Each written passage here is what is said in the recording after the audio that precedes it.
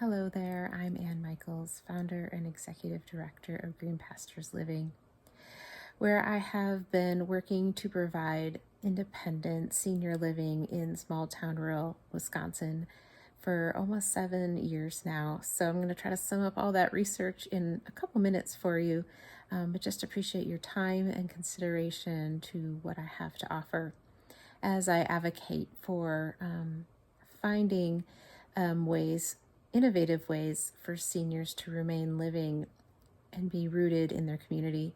And this comes from a personal experience with my own father, who lived in rural Wisconsin his whole life and was unable to find a way to stay living in his rural community. And it broke my heart. It ignited my passion to do this work.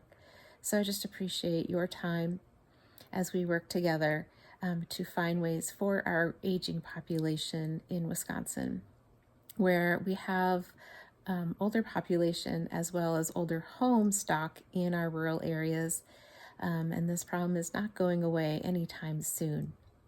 So 3 areas that I want to highlight today are land splits, ADUs or accessory dwelling units, and single family home designations, where unrelated people redefining the family definition where people unrelated could live together.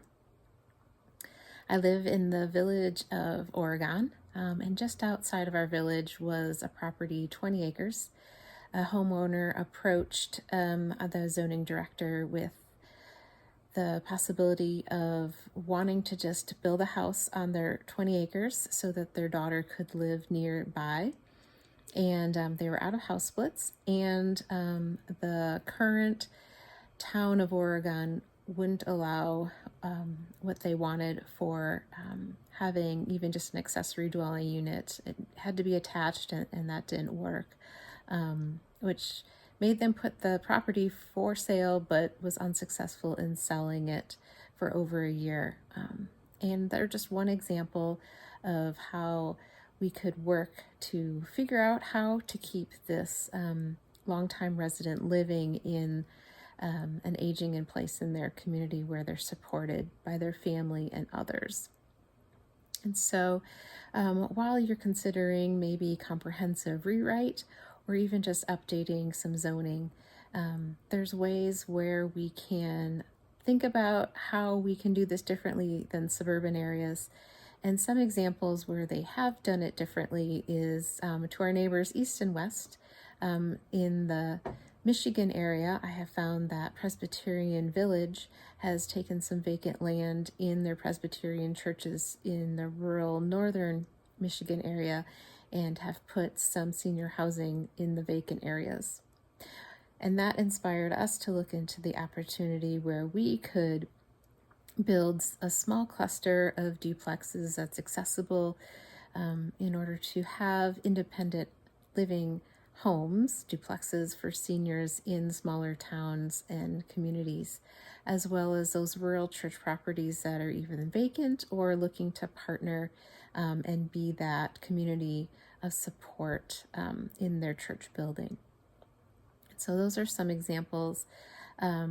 Obviously in Stoughton and in New Glarus, we have other church examples of how they have provided a continuum of care, and Escalon is continuing to build more neighborhoods of independent housing and permitting that in their townships.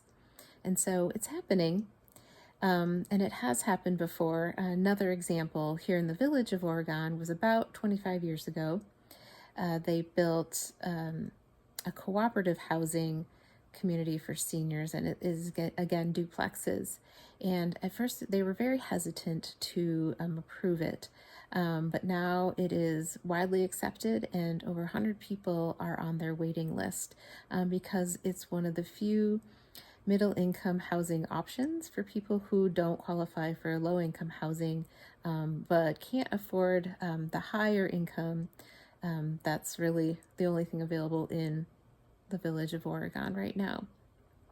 And so as you work with your towns in rewrites or just thinking about how to approach this aging population and moving and changing their housing needs in your townships. I ask you to consider some innovative ways to be open to having senior housing look different and meet the needs of the senior housing need in our communities. Thank you so much for your time.